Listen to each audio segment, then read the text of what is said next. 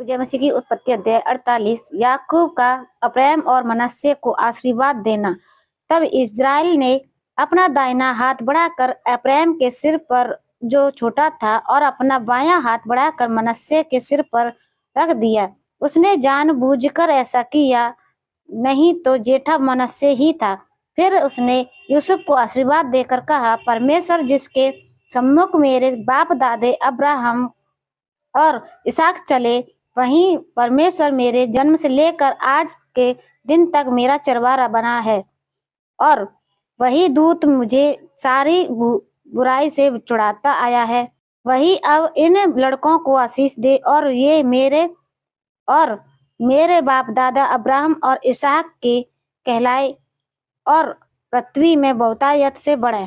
जब यूसुफ ने देखा कि मेरे पिता ने अपना दाहिना हाथ अप्रैम के सिर पर रखा है, तब यह बात उसको बुरी लगी। इसलिए उसने अपने पिता का हाथ उस विचार से पकड़ लिया कि अप्रैम के सिर पर उसे उठाकर मनश्शे के सिर पर रख दे।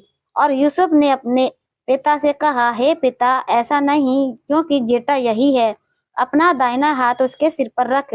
उसके पिता ने कहा, नहीं, सुन, हे मेरे पुत्र, मैं इस बात को भली भांति जानता हूँ, यद्यपि इससे भी मनुष्यों की एक मंडली उत्पन्न होगी और वह भी महान हो जाएगा, तो भी इसका छोटा भाई इससे अधिक महान हो जाएगा और इसके वंश से बहुत सी जातियां निकलेंगी। फिर उसने उसी दिन यह कहकर उनको आशीर्वाद दिया, इस्राएली लोग तेरा नाम ले लेकर ऐसा आशीर्वाद दिया करेंगे, परमेश्वर तुझे अप्रैम और मनश्शे के समान बना दे। और उसने मनश्शे से पहले अप्रैम का नाम लिया।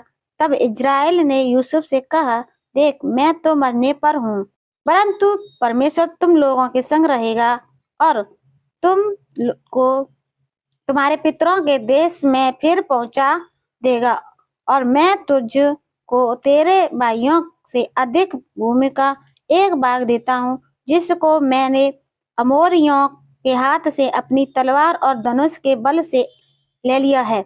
सभी को जय मसीह की। Bye bye. प्रभु को महिमा मिलती रहे। आमीन।